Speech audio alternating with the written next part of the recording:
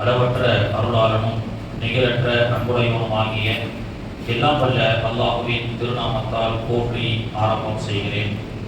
அல்லாஹுடைய மகத்தான கிருபையால் இன்று அருள்மறையிலே 12.5 ஜுஸுகள் முடிந்திருக்கிறது. அல்லாஹு நாடினால் இன்னும் 2 தினங்களிலே குர்ஆன் ஷரீஃபில் பாதி குர்ஆன் ஓதி முடிக்கப்படும். அல்லாஹு தஆலா அனைவர்களுக்கும் அருள்மறையை முழுவதுமாக கேட்பதற்கும் ஓதுவதற்குண்டான ஆரோக்கியத்தையும் என்று தொழுவதற்குண்டான ஆரோக்கியத்தையும் நாம் அனைவர்களுக்கும் தந்து அருள் புரிவானாக.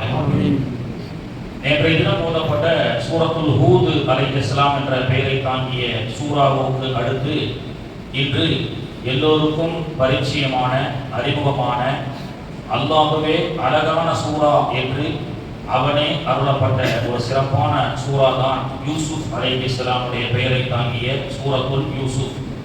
குர்ஆனுடைய 114 அத்தியாயங்களிலே அல்லாஹ் தஆலா எந்த சூறாவையும் அஹ்ஸனல் கஸஸ் அழகிய வரலாறு அப்படி என்று சொல்லவில்லை. மாறாக அலிஃப் லாம் ரா தில்க ஆயாத்துல் கிதாபில் முபீன் இன்னா அன்ஸல்னாஹு குர்ஆனன் அரபிய்யன் லஅல்லகும் தஅகிலூன், இந்த சிறப்பான அருள் வேதத்தை அரபி மொழியிலே நாம் இறக்கி வைத்திருக்கின்றோம். நஹ்னு நகுஸ்ஸு அலைக அஹ்ஸனல் கஸஸ், அழகான ஒரு வரலாறை நான் சொல்கிறேன் என்று யூசுப் அலைஹிஸ்ஸலாமுடைய பிறப்பு முதல் அவர்களுக்கு இடைப்பட்ட வாழ்க்கையில் ஏற்பட்ட சோதனை முதல் பிறகு மீண்டும் அல்லாஹ் அவருக்கு அரசாட்சியை கொடுத்து அரசராக ஆக்கும் வரை உள்ள ஒரு மிகப்பெரிய சரித்திரத்தை இந்த சூறாவிலே உள்ளடக்கி சொல்லியிருக்கின்றான். சாதாரணமாக சூரத்துல் யூசுஃபினுடைய தர்ஜுமாவை எடுத்து படித்தாலே அந்த வரலாறு தெளிவாக திறந்தவை புத்தகமாக இருக்கும். சில வியாக்கியானங்கள், சில அர்த்தங்கள், நாம் சில விஷயங்கள் புரியாது குர்ஆனிலே. ஆனால் சூரத்துல் யூசுஃபை மட்டும் நீங்கள் எடுத்து படித்தால் அந்த வரலாறை அப்படியே தெரிந்து கொள்ளலாம். அல்லாஹ் தஆலா அற்புதமான அரபி மொழியில் இறக்கியதாக சொல்லி காட்டுகின்றான். இந்த அற்புதமான யூசுப் அலைஹிஸ்ஸலாம் வாழ்ந்த தேசம்தான் மிஸ்ர் தேசம் என்று சொல்லப்படும். உலகத்திலேயே அல்லாஹ் ஒரு கருத்து அழகானது அப்படின்னு சொன்னா அதுல பல கருத்துக்கள் குறைந்திருக்கும். ஒன்று அரபி மொழியும் அழகான மொழி, அந்த அரபி மொழியில் இறங்கப்பட்ட வேதமும் அழகானது அப்படின்ற மாதிரி உலகத்திலேயே பியூட்டியில அழகிலே சிறந்த மக்கள் யார் என்று சொன்னால் மிஸ்ர் வாசிகள். ஏனென்றால் யூசுப் அலைஹிஸ்ஸலாம் அவ்வளவு பேர் அழகாக அல்லாஹ் தஆலா படைத்தான். இந்த யூசுப் அலைஹிஸ்ஸலாமுடைய பேரழகை பற்றி சொல்லும் பொழுது அல்லாஹ் பியூட்டி, இந்த அழகுக்கு மட்டும் 3 வஸ்துக்கள் அல்லாஹ் படைச்சான். இந்த உலகத்துல எல்லா அழகையும் பிரித்து கொடுப்பதற்கு 3ஐ அல்லாஹ் வச்சிருக்கான். 3 ஒரு கருவுல பொருள், அதுல 1 யூசுப் அலைஹிஸ்ஸலாமுக்கு அல்லாஹ் கொடுத்துட்டான். மீதி பாதி ஹபீப் நாயகம் ரசூலுல்லாஹி ஸல்லல்லாஹு அலைஹி வஸல்லம் அவர்களுக்கு அல்லாஹ் கொடுத்துட்டான். 1 அவங்களுக்கு, பாதி நபிகள் நாயகத்திற்கு, 3ல மீதி எவ்வளவு இருக்கு? 2 காலி ஆயிடுச்சா? 1 இருக்கு. 1 யூசுப் அலைஹிஸ்ஸலாமுக்கு. நீங்களும் கேட்கிற மாதிரி இல்லையா? இரவு நேரத்தில் கேட்டு பாருங்க, அவங்க எல்லாம் பிடிச்சமான ஒரு ஆயத்து வருது. வாசல் தரவாகும் அனைத்து அல்ஹம்துலில்லாஹி ரப்பில் ஆலமீன். நமக்கு ரொம்ப பிடிச்சது. அசரத் பயான் படிக்கிற போது அதுதான் சொல்லுவார் அப்படின்னு சொல்லி. அப்போ 1 யூசுப் அலைஹிஸ்ஸலாமுக்கு பியூட்டி அல்லாஹ் கொடுத்துட்டான். மீதி பாதிய ஹபீப் நாயகத்துக்கு கொடுத்துட்டான். மீதி 1 இருக்கு. அந்த 1 தான் ஆதிபிதா ஆதம் அலைஹிஸ்ஸலாமிலிருந்து கியாமத் நாள் வரைக்கும் வரக்கூடிய மனிதர்கள், விலங்குகள், செடி, கொடி, மட்டை, நேச்சுரல் எல்லாமே. அப்படின்னா யூசுப் அலைஹிஸ்ஸலாமுடைய அழகு எப்படி இருக்கும் என்பதை நாம் சிந்திக்க வேண்டும். யூசுப் அலைஹிஸ்ஸலாமுடைய தந்தை யாக்கூப் அலைஹிஸ்ஸலாமுக்கு வரலாறு தெரியாது. சுருக்கமாக இதன் மூலமாக நாம் பெறக்கூடிய படிப்பினையை மட்டும் நாம் தெரிந்து கொள்வோம். யாக்கூப் அலைஹிஸ்ஸலாமுடைய பிள்ளைகள் 12 பேர். இந்த 12 பேர் கொண்ட இந்த குடும்பத்தை சார்ந்தவர்கள் தான் யூதர்கள். யூத மதத்தை பொறுத்த வரைக்கும் யாரையும் புதுசான யூத மதத்துக்கு வரணும்னா ஏற்றுக்க மாட்டான். காரணம், இந்த 12 பிள்ளைகள் இருக்கிறாங்க, யாக்கூப் அலைஹிஸ்ஸலாமுடைய பிள்ளைகள். இந்த சந்ததிகள் பல்கி பெருகியவர்கள் தான் யூதர்கள். இப்போ யாக்கூப் அலைஹிஸ்ஸலாம் வயசாயிருச்சு, 12 பிள்ளைகள், ஆண் மக்கள். அதிலே ஒருவர் தான் யூசுப் அலைஹிஸ்ஸலாம். கடக்குட்டி, சின்ன பிள்ளை, அதுவும் அழகாக பிறந்திருக்கிறார். யாக்கூப் அலைஹிஸ்ஸலாமுக்கு தெரியும், நமக்கு பிறகு நுபுவத்து அல்லாஹ் தஆலா இந்த யூசுப் அலைஹிஸ்ஸலாமுக்கு தான் கொடுக்க போறான்னு சொல்லி சின்ன வயசுல அந்த 11 பிள்ளைகளையும் தாண்டி யூசுப் அலைஹிஸ்ஸலாம் மேல அலாதியான பிரியம் கொண்டவர்களாக இருந்தார்கள். இப்போ தம்பி மேல, யூசுப் மேல அவர் அப்பா பாசம் வச்ச இருக்கிறத பார்த்தா நம்ம 11 பேர் நம்ம அப்பா வந்து நம்முடைய பாசம் கிடைக்கலன்னு சொல்லி அப்பவே அந்த யூதர்களுடைய ஆரம்ப அந்த 11 பேர் திட்டம் போட்டாங்க, யூசுப் அலைஹிஸ்ஸலாமை கொலை பண்ணிடணும் அப்படின்னு சொல்லி. இந்த 11 பேருடைய அந்த திட்டம் இருக்கு பார்த்தீங்களா, இன்னைக்கு வரைக்கும் அந்த குடும்பத்தார்கள் கொத்து கொத்தாக கொலை செய்வதையே தொழிலாக, பரம்பரை தொழிலாக கொண்டு வந்து கொண்டிருக்கிறார்கள். சுமார் எத்தனை 3000-3500 வருஷம் 4000 வருஷமா இன்று வரை பலஸ்தீன மக்களை கொன்று குவித்துக் கொண்டிருக்கிறார்கள். அப்போ தம்பிய எப்படியாவது கொலை செய்யணும். புகுத்துலு யூசுஃப இல் காலு யூசுஃபு அஹூஹு அஹப்பு இலைனா, நம்முடைய தந்தை யூசுப் மேல ரொம்ப பிரியமா இருக்கிறாரு, அவரை எப்படியாவது கொண்டு போய் கொலை செஞ்சிடணும் அப்படின்னு சொல்லி அவரை வேட்டைக்கு அழைத்து செல்கின்றோம் என்று போய் சொல்லி அவரை ஒரு பாலம் கிணத்திலே தள்ளிவிட்டு வந்தார்கள். நமக்கு வரலாறு தெரியும். அந்த கிணறு இன்னும் இருக்கிறது. அந்த கிணறு the historic well located near the Jub Yusuf in Israel. அந்த கிணறு இஸ்ரேலுக்கும் பலஸ்தீனுக்கும் மத்தி அந்த யூசுப் அலைஹிஸ்ஸலாமை தள்ளிவிட்ட பாலம் கிணறு இன்னும் இருக்கு. இஸ்ரேலுடைய எல்லையில அல்லது பாலஸ்தீனுடைய 2 நாட்டினுடைய எல்லையில இருக்கிறது. அப்ப அந்த கிணத்துல அந்த கிணறை இன்னைக்கு வரைக்கும் முபாரக்கா வச்சிருக்கிறாங்க. ஏன்னா யூசுப் அலைஹிஸ்ஸலாமை அவங்க கீழே தள்ளி விடும் பொழுது ஜிப்ராயில் அலைஹிஸ்ஸலாம் வந்து அங்கே யூசுப் நபி அவர்களை காத்தார்கள். அவர்களை என்ன செஞ்சாங்க, தண்ணீர்ல மூழ்காம அவர்களை பாதுகாத்தார்கள் அல்லவா ஜிப்ராயில் அலைஹிஸ்ஸலாம். எனவே வானவர் கோமான் ஜிப்ராயில் இறங்கிய கிணறு என்ற அடிப்படையில் இன்னும் the historical place of best well in Yusuf அலைஹிஸ்ஸலாம் இருந்த அந்த கிணறு அப்படின்னு சொல்லி இன்னைக்கும் அந்த கிணறு பாதுகாக்கப்பட்டு வைத்திருக்கிறது. இவர்கள் யூசுப் நபியுடைய சட்டையை எடுத்து அதிலே ஓநாயை அடித்து ரத்தத்தை கலவி அத்தாவிடத்திலே சென்று யூசுப் இறந்து விட்டார் என்று சொல்லிவிடுகிறார்கள். கிணத்திலே எந்த ஒரு ஆதரவும் இல்லாமல் அண்ணன் தம்பிகளால், பொதுவாக உலகத்தில் பிறந்தா தாய் தந்தை பாசம் காட்டுவதற்கும் நம்முடைய பிறப்பை எல்லோருமே சந்தோஷப்பட்டு குதூகலப்படுவார்கள். ஆனால் யூசுப் அலைஹிஸ்ஸலாம் உடன் பிறந்த சகோதரர்களால் பொறாமைப்படப்பட்டு தாய் தந்தையை விட்டும் சகோதரர்களுடைய கால் புணர்ச்சியால் அங்கே கிணத்திலே அனாதையாக நிப்பாட்டப்பட்டார்கள். இப்போ அனாதையாக யாருடைய அரவணைப்பும் இல்லாமல், தாய் இல்லை தந்தை இல்லை, பாசம் கொட்டி வளர்ப்பதற்கு தாய் இல்லை தந்தை இல்லை. இப்பொழுது யார் யூசுஃபை அரவணைத்து வளர்ப்பது? அல்லாஹ் தஆலா ஒரு வணிக கூட்டத்தை வர வைக்கின்றான். யூசுப் அலைஹிஸ்ஸலாம் அந்த வணிக கூட்டம் கிணத்திலே தண்ணீரை எடுத்து அந்த வாளியை எடுத்து பார்த்தால் தண்ணீர் இல்லை. வாளியில் அழகான சௌந்தரியமிக்க ஒரு ஆண் குழந்தை, ஒரு சிறுவர் வருகிறார். அப்படியே லட்டு மாதிரி தூக்கிட்டு போய் மிஸ்ர் தேசத்துல ஏலம் விடுறாங்க. பல லட்சங்கள் கோடிகளுக்கு ஏலம். யூசுப் அலைஹிஸ்ஸலாம் ஏலம் வாங்கப்பட்டார்கள். அசீஸ் என்ற மன்னருடைய அரண்மனையில இருந்தார்கள். அங்கே ஒரு பெண்ணால் அந்த ஒரு சின்ன சின்ன பிரச்சனைகள் எல்லாம் வருது. அதுல இருந்து வந்து சிறைக்கு போனாங்க. சிறையிலிருந்து மீண்டும் கனவுக்கு விளக்கம் கொடுத்து சிறையில் அவர்கள் நடந்த நன்னடத்தையின் காரணமாக, இன்னைக்கு ஒரு ரூல்ஸ் இருக்கா இல்லையா, சிறையில் ஒரு கைதி நன்னடத்தையா இருந்தா அவரை வந்து சில தினங்களிலே விடுதலை செய்வார்கள். நன்னடத்தையையும் தாண்டி யூசுப் அலைஹிஸ்ஸலாமுக்கு கனவின் விளக்கம் தெரிந்தது. எனவே அவரை அக்ரிகல்ச்சர் மினிஸ்டராக மிஸ்ர் தேசத்துக்கு ஆகினாங்க. விவசாயம் சம்பந்தப்பட்ட மந்திரியாக யூசுப் அலைஹிஸ்ஸலாம் வந்து கைதியாக, பிறகு அல்லாஹ்வுடைய கிருபையிலே அரண்மனையிலே அரசராக மந்திரியாக உட்கார்ந்ததற்கு பிறகு வயசான அப்பாவையும் இறந்துவிட்ட அந்த தள்ளிவிட்ட அந்த 11 சகோதரர்களும் வந்து மன்னிப்பு கேட்டு தந்தையோடு சேர்ந்த வரலாறை தான் இந்த யூசுப் அலைஹிஸ்ஸலாமுடைய வரலாறிலே நம்மால் பார்க்க முடிகிறது. கண்ணியத்திற்குரியவர்களே, இன்னைக்கு வந்து நம்முடைய பிறந்து நமக்கு பாசம் காட்டுவதற்கு தந்தை, நம்மின் மீது அன்பை பொழிவதற்கு தாய், உடன் பிறந்த சகோதரர்கள் நம்மளை எல்லாம் ஃப்ளோட் பண்ணுவாங்கன்னு நம்ம நினைச்சிட்டு இருக்கிறோம். சில நேரத்துல பெற்றோர்களாலும் அல்லது பெற்றோர்கள் இறந்ததற்கு பிறகு நம்முடைய சகோதரர்கள் எல்லாம் நம்மை கைவிட்டாலும் அல்லாஹ் கைவிட மாட்டான். லா தஹசன் இன்னல்லாஹ மஅனா என்ற அந்த அற்புதமான அந்த வாழ்க்கைக்கு சொந்தமாக எடுத்துக்காட்டாக யூசுப் அலைஹிஸ்ஸலாமுடைய வாழ்க்கை இருக்கிறது. அப்போ எல்லாருமே நம்மளை கைவிட்டுட்டாங்களே.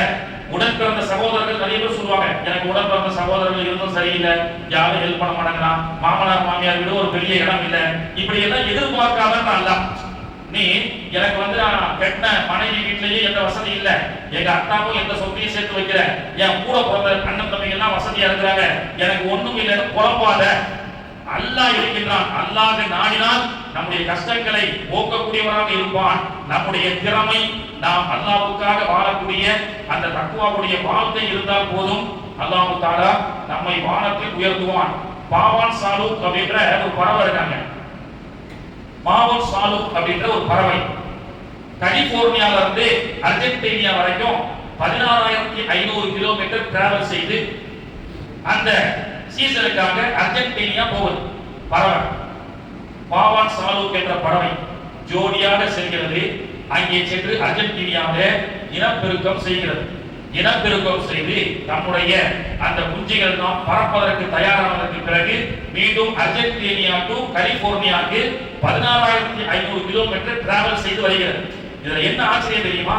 அர்ஜென்டினாவுக்கு வந்த அந்த பறவைகள் இனப்பெருக்கம் செய்து தன்னுடைய குட்டிகளோடு அது பறந்து செல்லக்கூடிய கலிபோர்னியா கிட்டத்தட்ட 16,500 கிலோமீட்டர் வரைக்கும் கடல் மார்க்கம் தான். கீழே பூமியே கிடையாது, ஃபாரஸ்ட் கிடையாது, ஒன்லி கடல் மார்க்கமாகவே செல்கிறதாம். 16,500 கிலோமீட்டர் அந்த பறவைகள். இந்த 16,500 கிலோமீட்டர் அந்த பறவைகள் இனப்பெருக்கம் செய்து அர்ஜென்டினாவில் வந்து தன்னுடைய குஞ்சுகளோடு அந்த கடல் மார்க்கமாகவே மேல எத்தனை நாட்கள் பயணமாகும்? அது எங்கே சாப்பிடும்? அதற்கு என்ன உணவு வழி?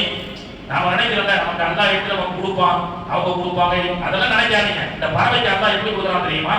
இந்த அர்ஜென்டினால வந்து தன்னுடைய பறவைகள் அந்த குஞ்சுகளை எல்லாம் அழைத்து கொண்டு முன்பக்கம் ஆண் பறவையும் பின்பக்கம் பெண் பறவையும் நடுவுல அந்த பறவைகள் எல்லாம் ஒரு தரத்தீப்பா சஃபா போவதாக பார்த்திருப்போம் மழை காலங்கள்ல. அப்படி போகும் பொழுது அது அர்ஜென்டினாவிலே ஒரு குச்சி இருக்கு பாத்தீங்கன்னா, தொடப்ப குச்சி மாதிரி ஒரு தக்கன்னு சொல்லுவாங்க, தண்ணியில போட்டா மிதக்கும். அந்த மாதிரி ஒரு தக்க ஒரு குச்சியை எடுத்துக்கிட்டு தன் வாயில அலைகளை எடுத்துக்கோ சொல்லுவான். அதை எடுத்துக்கொண்டு அது டிராவல் ஆகி வந்துகிட்டே இருக்கும் கடலுக்கு மேல. மீன் தென்பட்டால், ஒரு இடத்தில் பசி ஏற்பட்டால் மீனை வேட்டையாடி சாப்பிடுவதற்கு கடலுக்கு கீழே அந்த கடலுக்கு நெருக்கமாக இறங்கி அந்த தக்கையை அது கீழே வாயிலிருந்து போடும். அந்த தக்கைக்கு மேல 2 காலை வச்சுட்டு நின்றுகிட்டு அதிலே நடந்து கொண்டு அது உணவை அருந்துவான். அதற்கு அல்லாஹ் ஒரு சின்ன தக்க, இதை வைத்து ஏதேனும் நம்மால் பயன்படுத்த முடியுமா? ஆனால் அர்ஜென்டினாவிலிருந்து கலிபோர்னியா வரைக்கும் செல்லக்கூடிய 16,500 கிலோமீட்டர் செல்லக்கூடிய அந்த பறவைக்கு ஒரு குச்சியின் மூலமாக வாழ்வாதாரத்தை வைத்து அதற்கு ரிஸ்க் அளிக்கின்றானே அல்லாஹ். இவ்வளவு பெரிய உடல் பொருந்திய ஒரு மனித சமூகத்திற்கு அல்லாஹ் நமக்கு ரிஸ்க் அளிக்க மாட்டானா என்பதை நாம் தெரிந்து கொள்ள வேண்டும். தாய், தந்தை, உடன்பிறவுகள் எல்லாம் இந்த உலகத்தில் நம்மோடு ஒரு காரண கருத்தாகத்தான் இருக்கின்றார்களே தவிர அவர்கள் தான் நம் மீது பாசம் செலுத்துபவர்கள் இல்லை. அவர்கள் நம் மீது பாசம் செலுத்த வைப்பது அல்லாஹ். அவர்கள் நமக்கு உதவி செய்ய வைப்பது அல்லாஹ். நேற்றைய தினம் ஹூத் அலைஹிஸ்ஸலாமுடைய வரலாறை பார்த்தோம். யார்? ஹூத் அலைஹிஸ்ஸலாம் என்ற அந்த நபி ஷத்தாத் என்ற ஒரு மிக கொடுங்கோலனுக்கு மார்க்கத்தை எச்சரிப்பதற்காக சென்றார்கள். ஷத்தாத் யார்? உலகத்தை ஆண்ட அரசன். உலகமே அவருடைய கண்ட்ரோல்ல இருந்த முழு உலகத்தையும் ஆட்சி செய்த மகான் ஷத்தாத். அவரிடத்திலே சென்று ஹூத் அலைஹிஸ்ஸலாம், நீ லா இலாஹ இல்லல்லாஹ், ஏக இறைவன் ஒருவன் என்று ஒற்றுக்கொள், ஜகாத்தை கொடு, அல்லாஹ் உனக்கு நிறைய சொத்து செல்வத்தை கொடுத்திருக்கின்றான். அல்லாஹ் நேற்றைய தினம் 10ஆம் ஜுஸ்ல ஓதும்போது சொன்னா, ஏழைகளுக்கு கொடுக்காத பணமும் ஜகாத்தை கருவித்தரம் வைத்து பேங்க்ல கொட்டி கொட்டி வைக்கப்பட்ட சொத்துக்கள், ஏழைக்கு வட்டியை கொடுத்து அவருடைய வைத்தறிச்சலை வாங்கி கொட்டிய பணங்களை எல்லாம் யௌம யுஹ்மா அலைஹா ஃபீ நாரி ஜஹன்னம வதுக்வா பிஹா ஜிபாஹுஹும் வஜுனூபுஹும் ரஹ்லாம். ஏழைக்கும் வறியவர்களுக்கும் ஜகாத்தை கொடுக்காம பணத்தை சேர்த்து சேர்த்து சேர்த்து சேர்த்து வச்சு கருவித்தனம் செய்பவர்களுக்கு கியாமத்தினால அல்லாஹ் என்ன செய்வானா, அந்த பணத்தையும் அந்த தங்கத்தை எல்லாம் கொண்டு போய் நரகத்துல உருக்கி அதை அவன் குடிக்க வைப்பான், அவன் மேனியில் ஊத்துவான். இதற்காகத்தானே நீ உலகத்தில் மாடாய் உழைத்தாய், இதா உனக்கு என்று சொல்லி அந்த தங்கத்தை எல்லாம் பணத்தை எல்லாம் யௌம யுஹ்மா அலைஹா ஃபீ நாரி ஜஹன்னம வதுக்வா பிஹா ஜிபாஹுஹும் வஜுனூபுஹும் வதுஹூருஹும் ஹாதா மா கனஸ்தும் லி அன்ஃபுசிக்கும் ஃபதுகு மா குன்தும் தக்னிசூன் அப்படின்னு கியாமத் நாளிலே கருவித்தனம் செய்யப்பட்ட ஜகாத் கொடுக்காத ஏழைகளுக்கு உரிய ஏழைகளுடைய வயிற்றை அடித்து சம்பாதித்த உடன் பிறந்த சகோதரனுக்கும் சகோதரிகளுக்கும் சொத்துக்களை கொடுக்காமல் அபகரிப்பு செய்த பொதுமக்களுடைய சொத்துக்களை அபகரிப்பு செய்யப்பட்ட இந்த பணத்தை எல்லாம் அல்லாஹ் உருக்கி நாளைக்கு கியாமத் நாள்ல நரகத்தால் அவன் மேனியில் ஊதுவான் அப்படின்னு அல்லாஹ் தஆலா சொல்லி காட்டான். ஹூத் அலைஹிஸ்ஸலாம் ஷத்தாத் இடத்திலே சென்று ஈமானை ஏற்றுக்கொள். ஷத்தாத் கேட்டான், ஈமானை ஏற்றுக்கிட்டா உங்க அல்லாஹ் என்ன எனக்கு கொடுப்பான்? உலகத்துல அல்லாஹ் நிம்மதியை தருவான், கியாமத்து நாள்ல சொர்க்கத்தை கொடுப்பான். சொர்க்கம் எப்படி இருக்கும்? ஒரு கல் வெள்ளி, ஒரு கல் தங்கம். சொர்க்கத்துடைய ஒரு வேல்யூபிள் எவ்வளவு நமக்கு தெரிஞ்சிருக்கா? இப்போ தஞ்சாவூர்ல ஹார்ட் ஆஃப் சிட்டில ஒரு ஸ்கொயர் ஃபீட் கேட்டா நீங்க கரெக்டா சொல்லிடுவீங்க. மெட்ராஸ்ல பாலிமுனை, அண்ணா நகர் போன்ற டி நகர் போன்ற இடத்துல ஒரு ஸ்கொயர் ஃபீட் இவ்வளவு. மும்பைல, டெல்லியில, பெருநகரங்கள்ல இவ்வளவு. துபாயில, ஜெர்மனில, இத்தாலியில ஸ்கொயர் ஃபீட் கேட்டா இவ்வளவு ஒரு நிர்ணயிச்சிருக்கோமா இல்லையா? அதே மாதிரி சொர்க்கத்துல ஒரு ஸ்கொயர் ஃபீட் எவ்வளவு? அல்லாஹ்வுடைய தூதர் நமக்கு சொல்லி கொடுக்குறாங்க. சொர்க்கத்துல ஒரு ஸ்கொயர் ஃபீட் எவ்வளவு தெரியுமா? உலகத்தில் இருக்கக்கூடிய Italy, Germany, India, Sri Lanka, Australia, ஆசிய கண்டம் எல்லாத்தையுமே அளந்துருங்க. எத்தனை லட்சம் ஸ்கொயர் ஃபீட் வரும்? எத்தனை லட்சம் ஆயிரம் ஸ்கொயர் ஃபீட் வரும்? அதையெல்லாம் சேர்த்து இன்டு ஒரு அமௌண்ட்டை போடுங்க. அந்த அமௌண்ட்ல இருந்து இன்டு 10 மடங்கு போடுங்க. அதை விட சொர்க்கத்துடைய ஒரு ஜான்கிடம் மதிப்புடையது அப்படின்னு அல்லாஹ்வுடைய தூதர் அவர்கள் சொர்க்கத்துடைய ஒரு ஸ்கொயர் ஃபீட் லேண்டை பத்தி சொல்லி கொடுக்குறாங்க. இந்த ஷத்தாத் என்ன பண்ணா, நேரம் அதிகமாகிட்டு சுருக்கமா முடிச்சிடுறேன். ஷத்தாத் என்ன பண்ணா, இந்த சொர்க்கத்துக்கு அல்லாஹ் என்ன கொடுக்கிறது? அதே சொர்க்கத்தை நான் கேட்கிறேன். ஒரு கல் வெள்ளி, ஒரு கல் தங்கத்தோட பிரமாண்டமான மாளிகை, ஆறு, பாலாறு, தேனாறு எல்லாத்தையும் உருவன்னு சொல்லி 18 ஆண்டுகளாக பெரும் பெரும் திறமையான பொறியியல் வல்லுநர்களை எல்லாம் அழைத்து பில்டிங் கன்ஸ்ட்ரக்ஷன் செய்யப்படக்கூடிய மேஸ்திரி, இன்ஜினியர் என்று சொல்லக்கூடிய அந்த காலத்தில் இருக்கக்கூடிய உலகத்துல எல்லா கட்டிடக்கலை வல்லுநர்களையும் அழைத்து 18 ஆண்டுகளாக பிரம்மாண்டமாக சொர்க்கத்தை அல்லாஹ்வுக்கு எதிராக ஷத்தாத் கட்டினான். கட்டிவிட்டு திறப்பு விழா, பிரம்மாண்டமான திறப்பு விழா எப்படி இருக்கும்? உலகமே பேசியது ஷத்தாத் திறக்கப்படக்கூடிய சொர்க்கம். அந்த திறப்பு விழா எப்படி இருக்கும்? சொர்க்கத்தின் திறப்பு விழா. அப்பொழுது படை சூழ, பல அரசர்கள் மந்திரிகளுடைய படை சூழ, பல லட்சக்கணக்கான மக்கள் பார்வையின் அடிப்படையில் ஷத்தாத் முதலிலே அந்த சொர்க்கத்தை திறந்து உள்ளே செல்லப்படக்கூடிய நேரத்தில் தான் அல்லாஹ் தஆலா அவருடைய மரணத்தை நேரத்தை வைத்திருக்கிறான். அஜல் இதா ஜா அஜலுஹும் ஃபலா யஸ்தாஜிருன ஸாஅத்தம் வலா யஸ்தக்திமூன். டேட் ஆஃப் பர்த் தெரியும், டேட் ஆஃப் டெத் தெரியுமா? தெரியாது. டேட் ஆஃப் டெத் தெரிஞ்சா எப்படி இருக்கும்? நம்மலாம் சாப்பிடுவோமா? பழம் சோறு, பிரியாணி சாப்பிடுவோமா? உட்கார்ந்து பள்ளிவாசல் அழுதே இருப்பாரு. என்னதா 2026 மார்ச் 2ஆம் தேதி ஆச்சிருக்கு. வாட்சிங்க 2027 இன்னும் ஒரு வருஷம் தான் ஆச்சிருக்கு. மனைவி மக்களோட சந்தோஷமா இருக்க முடியுமா? அல்லாஹ் மௌத்தை மறைச்சு வச்சிருக்கான். அது பெரிய நியமத்து. அந்த மாதிரி மௌத்தை தெரியாம அந்த ஷத்தாத் ஆடாத ஆட்டம் ஆடி ஹூத் நபிக்கு எதிராக, அல்லாஹ்வுக்கு எதிராக சொர்க்கத்தை கட்டி உள்ளே திறக்கக்கூடிய நேரத்தில் தான் இஸ்ராயலுடைய பட்டியல்ல அவனுக்கு ரூஹ் எடுக்கப்படக்கூடிய நேரம் அல்லாஹ் முடிவு செஞ்சது. ஆனா இஸ்ராயல் இருக்கிறார் பார்த்தீங்களா, அவர் யாரையும் இறக்கப்பட மாட்டார். மனைவி பிள்ளைகளாம் பக்கத்துல இருந்தாலும் பாவம் அப்படின்லாம் கிடையாது. அவர் பாட்டுக்கு என்ன ஜியோ ஏர்டெல் மாதிரி தான். டைம் முடிஞ்சு போச்சுன்னு சொன்னா 12 மணி நேரம் கட் பண்ணிடுறானே. ஒரு எம்பி கூட தர மாட்டேங்கிறானே. என்ன அதாவது ஏர்டெல்லாவது 8 மணிக்கு ரீசார்ஜ் பண்ணா 8 மணிக்கு பகல்ல கொடுக்குறான். ஆனா ஜியோ இருக்கான் பாருங்க, 12 மணி 8 மணிக்கு பண்ணாலும் 12 மணிக்கு பகல்ல பண்ணாலும் நைட்டு 12 மணியோட க்ளோஸ். இவனே இவ்வளவு உஷாரா இருக்கும் போது அல்லாஹ்வுடைய பட்டியல்ல எப்படி இருக்கும்? ஆனாலும் இஸ்ராயலுக்கு ஒரு சின்ன இறக்கம் வந்து எப்படியும் ஃபீ நாரி ஜஹன்னம யா அல்லாஹ் நரகத்துல தான் போட போறேன், உன்னுடைய எதிரி தான். கொஞ்சம் please give 5 minutes extra in world. இந்த உலகத்துல அவனுக்கு ஒரு 5 நிமிஷத்தை அதிகமா குடியா அல்லாஹ் அப்படின்னு யார் கேட்கிறா? எல்லாருடைய ரூஹையும் கரெக்ட் டைம்ல தாண்டி கொடுக்கக்கூடிய இஸ்ராயல எப்படியும் அவன் நரகத்துல போட்டு வாட்ட போற. அவன் ஆசைப்பட்டு இத்தனை வருஷமா 18 வருஷமா கட்டிட்டான். சும்மா போய் உள்ள பார்த்துட்டு வரட்டும் ஒரு 5 நிமிஷம். Please give 5 minutes extra time in the world. அவர் சொல்றாரு. அல்லாஹ்வுக்கு அல்லாஹ் திருப்பி இஸ்ராயலை பார்த்து கேட்டான், இஸ்ராயலே ஆதிபிதா ஆதம் நபியில இருந்து யாருடைய ரூஹ் வாங்குறதா இருந்தாலும் எந்த பாரபட்சம் இல்லாம நான் சொன்ன நேரத்தை கரெக்டா எடுத்து வந்துருவீங்க. இவன் மேல இவ்வளவு இறக்கப்படுவதற்கு உண்டான காரணம் என்ன? சரி, இப்போ இவன் மேல இறக்கப்படுறீங்க, இந்த மாதிரி வேற ஏதேனும் ஒரு சந்தர்ப்பத்துல ஒரு ரூஹ் வாங்கும் பொழுது நீங்க இறக்கப்பட்டது உண்டா அப்படின்னு அல்லாஹ் தஆலா இஸ்ராயேலிடத்துல கேட்கும் பொழுது இஸ்ராயேல் சொல்வார், யா அல்லாஹ், ஆமா, சில ஆண்டுகளுக்கு முன்பதாக படகிலே, கப்பலிலே, ஒரு நதியிலே ஒரு கூட்டம் பயணம் செய்து கொண்டிருந்தது. ஒரு சூறாவளியை வைத்து, சூறாவளியை வரவழைத்து அந்த படகை கவிழச் செய்து அந்த படகில் இருக்கக்கூடிய எல்லாருடைய ரூஹையும் வாங்குவதாக நீ எனக்கு முடிவு செய்து கொடுத்திருந்தாய். அப்படி அந்த படகில் பயணம் செய்த அந்த பயணாளிகளுடைய ரூஹை வாங்கும் பொழுது ஒரு நிறை மாத கர்ப்பிணி. அப்பொழுது அந்த விபத்தின் காரணமாக அவருக்கு குழந்தை, ஆண் குழந்தை பிறந்து விடுகிறது. இப்பொழுது அந்த ஆண் குழந்தை மட்டும் ஒரு கட்டையிலே தத்தளித்துக் கொண்டிருக்கிறது. குப்புற போட்ட அந்த படகிலே ஒரு ஆண் குழந்தை தத்தளிக்க பிறந்த குழந்தை அப்பொழுதுதான் உலகத்தில் பிறந்திருக்கிறது. அந்த தாயுடைய உயிரை நீ வாங்க சொல்லும் பொழுது நான் அப்பொழுது இந்த தாயுடைய ரூப வாங்கினா இப்போதான் இந்த தாய் பெற்றெடுத்த இந்த குழந்தையை பாராட்டுவது யார், சீராட்டுவது யார், இந்த குழந்தைக்கு தாய்ப்பால் கொடுப்பது யார், இந்த குழந்தையை வளர்ப்பது யார் என்று நான் அந்த தாயுடைய ரூபை வாங்கும் பொழுது இந்த குழந்தையை நினைத்து, இந்த குழந்தையின் எதிர்காலத்தை நினைத்து யா அல்லாஹ் நான் கவலைப்பட்டேன் என்று இஸ்ராயேல் சொல்லும் பொழுது அல்லாஹ் சொன்னானா, எந்த வனாந்தர காட்டுல ஒரு பெண் பிரசவமானதற்கு பிறகு ஒரு ஆண் குழந்தையுடைய எதிர்காலம் என்ன ஆகும், இந்த தாயுடைய ரூகை வாங்கிவிட்டோமே, பிறந்தவுடன் இந்த குழந்தை எத்தீமாக இருக்கிறது என்று நீங்கள் கவலைப்பட்டீர்களே, அந்த ஆண் குழந்தை தான் இப்பொழுது எனக்கு எதிராக இந்த சொர்க்கத்தை பெற்றிருக்கின்றான்.